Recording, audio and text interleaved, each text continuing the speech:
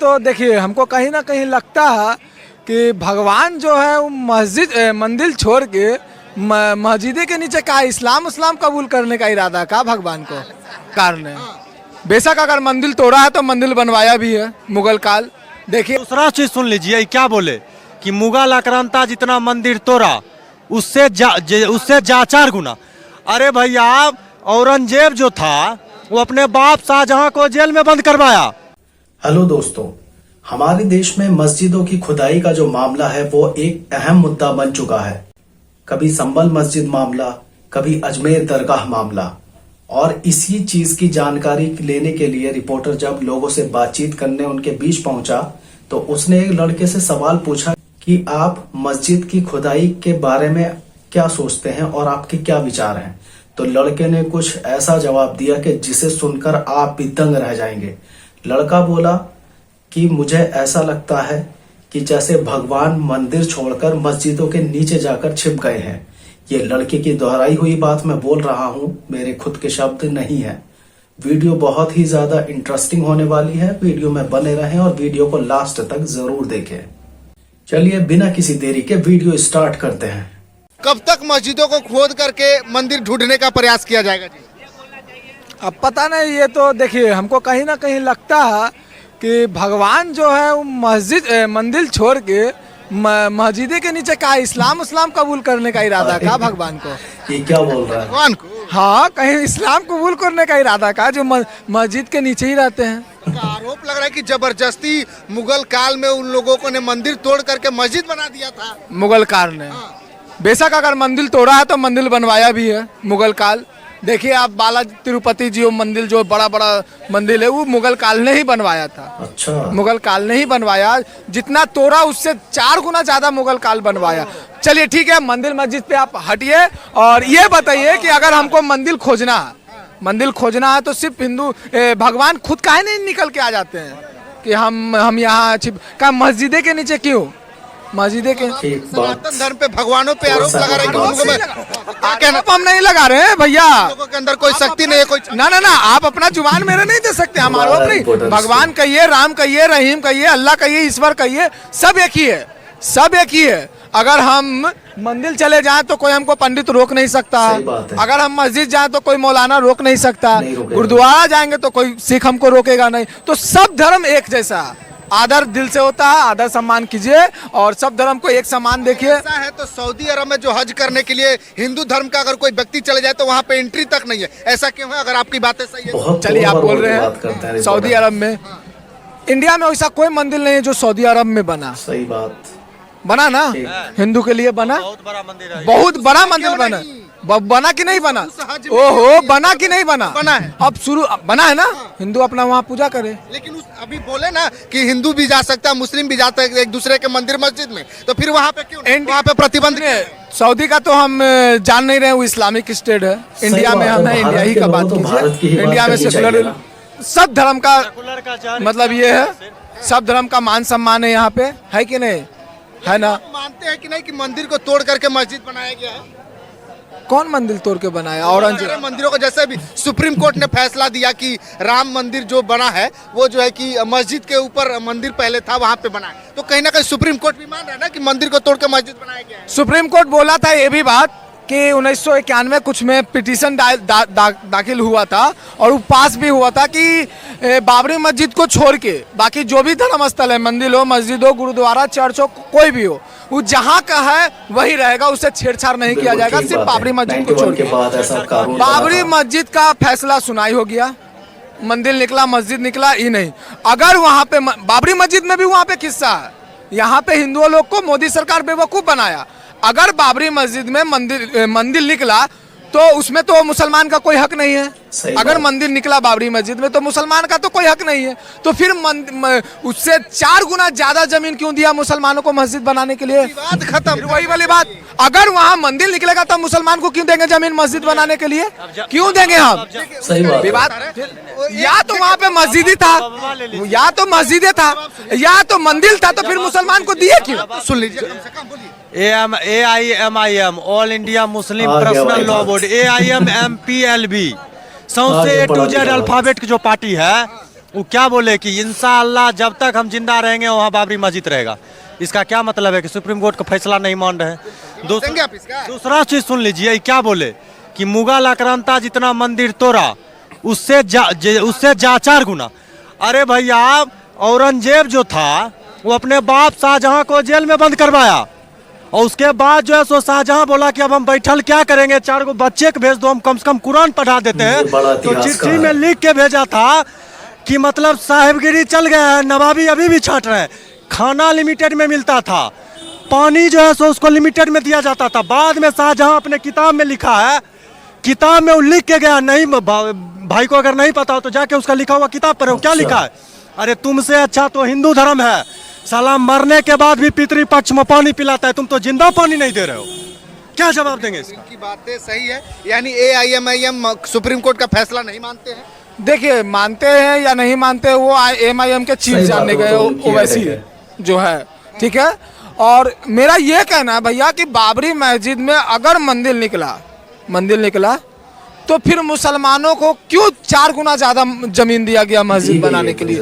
अगर मंदिर निकला तो हकदार तो नहीं है वो, मुसलमान हकदार नहीं ना है, मस्जिद का तो हकदार नहीं। अगर मंदिर निकला तो उससे 4 नमाज पढ़ने के लिए कहीं तो जाना चाहिए। सुप्रीम कोर्ट ने एक जमीन दे दिया। बलगला रहे हैं आप, बलगला रहे हैं, कोई मतलब है? बलगला रहे हैं आप। जब वहाँ मंदिर निकल जाएगा तो मुसलमान का क्या जरूरत है मस्जिद बनाने का? वो तो हकदार नहीं, वो अपना देखे ढूंढे, क्यों देगा भारत सरकार? बात अगर भैया हकदारी की है तो मुसलमान जो है सो हज अपने पैसा से किया जाता है इस्लाम धर्म में। अगर आपको कोई दूसरा पैसा दे रहे वो हराम है। तो 3 साल पहले सरकार सब्सिडी दे रही थी, उस टाइम मुसलमान काहे नहीं बोला कि नहीं हमारे इस्लाम खिलाफ हम नहीं लेंगे, नहीं मान लेंगे। जब 4 गुना जमीन सरकार दे रही थी, इतने सुप्रीम कोर्ट का फैसला का अगर बहुत बड़ा आप मान रहे कि सर्वोपरि है, तो आप काहे नहीं बोले कि नहीं जो निकल गया हिंदू का हमको कुछ नहीं चाहिए, नहीं 4 गुना हम लेंगे। काहे ने बहिष्कार किया हम नहीं लेंगे? हज का पैसा दे रहा था सरकार, काहे नहीं हम लेंगे, सब चीज लेंगे। अब बोलबो करेंगे कि नहीं वहाँ इंशाअल्लाह मस्जिदें था। उसके बाद कह रहे हैं कि भगवान खुद निकल के क्यों नहीं आ जाते? ठीक है, हमारे भगवान निकल के नहीं आए तो आपके अल्लाह क्यों नहीं निकल के बोल देते हैं कि वहाँ मंदिर है? मस्जिद को शहीद बता रहे हैं। वही तो कह रहे हैं कि शहीद बता रहे हैं। फ्रीडम फाइटर की लड़ाई लड़ा गया था बाबरी मस्जिद से, भगत सिंह, सुखदेव, राजगुरु सब बाबरी मस्जिद से पढ़ के तब अंग्रेज के लड़ाई लड़े थे। ये सब जो है सो बाबरी मस्जिद से पढ़े थे। एक सवाल, हाँ बोलिए। बाबरी मस्जिद टूटा, भाई साहब को पता नहीं होगा, सबसे पहला हथौड़ा मारने वाला बलबीर सिंह था। हम चाहते कि और मस्जिद टूटे और टूटे। वो बाबरी मस्जिद पे सबसे पहला हथौड़ा मारने वाला बलबीर सिंह जब तोड़ के आया घर पे, वो उसके बाद कुछ दिन बीता वो मुसलमान बना, नाम रखा आमिर खान, और वो अपने आप में प्रण लिया कि जब तक हम 100 मस्जिद नहीं बना देंगे जब तक हम चैन से नहीं रहेंगे। 90-94 मस्जिद बना के वो खत्म हो गया। अगर सबसे पहला हथौड़ा मारने वाला बलबीर सिंह जब आमिर खान बन सकता है और उसको लग सकता है कि नहीं हमने गलत किया, तो फिर ये लोग को काहे नहीं समझ में आ रहा? और रहा बात, सुन लीजिए, रहा बात अगर मंदिर मस्जिद अगर बीते 70 साल में 70 साल आज़ादी का हो गया, इंडिया का आज़ादी का हो गया, और 70 साल में हम रोजगार, महंगाई, ये सब मुद्दा छोड़ के अगर मंदिर मस्जिद ढूंढने में लगे तो मेरा भविष्य क्या होगा? इंडिया कितना नीचे गिरेगा ये कोई नहीं जानता, कोई नहीं जानता। अगर आपको मंदिर ही ढूंढना है या फिर मस्जिदें ढूंढना है तो हम चाहते हैं कि आइए मेरे साथ मंदिर ढूंढिए। अमित शाह का बेटा है, ओम बिरला की बेटी है, रामविलास पासवान का बेटा है, गिरिराज सिंह का भतीजा है, ये सब आए साथ में, वो चले, आगे आगे वो रहे, पीछे से हम रहेंगे, मंदिर साथ में ढूंढेंगे। अगर मस्जिद ढूंढना है तो आए ओवैसी का बेटा, 2 गो बेटा है ओवैसी का, लंदन विश्वविद्यालय में पढ़ रहा बैरिस्ट्री का, वो आए, वो भी आगे रहे, पीछे से हम रहेंगे, साथ में मस्जिद ढूंढेंगे। हम लोग को सिर्फ गुमराह किया गया, मंदिर मस्जिद, हिंदू मुसलमान, इंडिया पाकिस्तान, ये सब चीज से, ठीक है ना, समझ गए ना?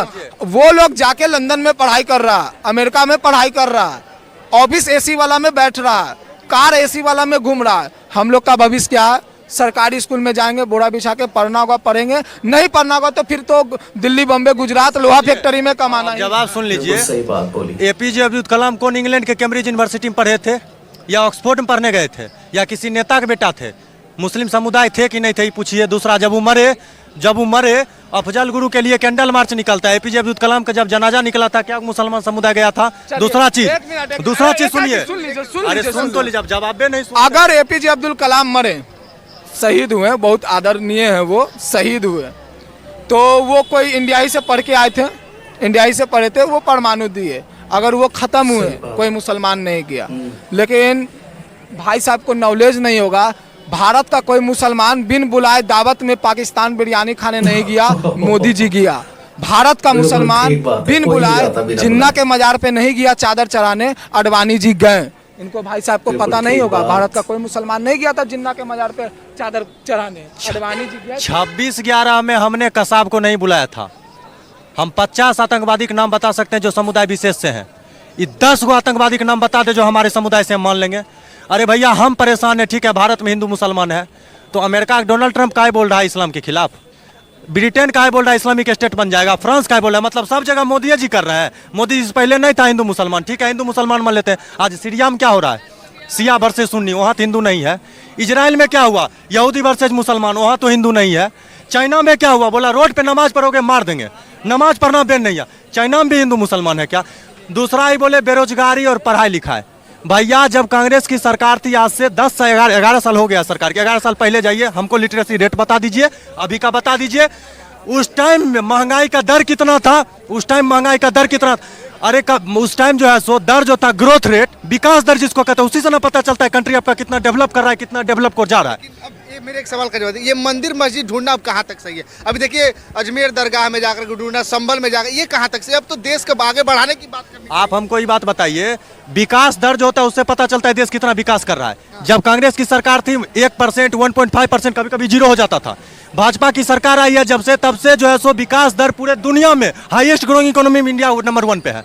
तो इनको विकास नंबर एक मिनट जवाब भी सुनिए, नंबर 1 पे है। लेकिन कांग्रेस के राज में 80 करोड़ को मुफ्त में अनाज नहीं दिया जाता था। कोई मिसाइल बना के भी चुप है, और मोदी जी शौचालय बनवा के पूरा वर्ल्ड में ढिंडोरा पीट रहे हैं कि हमने शौचालय बनवाया, वो भी 10,000 रुपया देके। 10,000 में शौचालय बनता है, बड़ा विकास का बात गिना रहे हैं। रेल सेल सब बिक गया, विकास का बात गिना रहे हैं। रेल भेल सेल अगर बिक गया तो पूछिए खरीदार कौन है, खरीदा कौन खरीदा, कौन खरीदा, अरे बेचा तो अडानी खरीदा। आप सुनिए, इनको अडानी से बड़ा तकलीफ है। अरे भैया सुन तो लीजिए, सुनिए, अडानी से इनको बड़ा तकलीफ है। सोलर सेल एनर्जी में इंडिया, चाइना जो है देश, उसका 95% हिस्सेदारी है, उसके बाद आता है इंडिया। अब सुनिए, अब सुन लीजिए, चाइना की हिस्सेदारी है सोलर पावर एनर्जी में 95%, उसके बाद है भारत। भैया अडानी से इतना तकलीफ है, इसका क्या मतलब है कि आप चाइना को देना चाहते हैं ठेकेदारी क्या? दूसरा ये अडानी पे बात, अरे सुनिए, आप तब से बोल लिए ना, अडानी पे बात होगा, जॉर्ज सोरस पे क्यों नहीं बात होगा? कौन है जॉर्ज सोरस? क्या बोला, इंडिया को डिस्टेबलाइज करेंगे और भारत की सरकार को गिराने के लिए $1 बिलियन देंगे।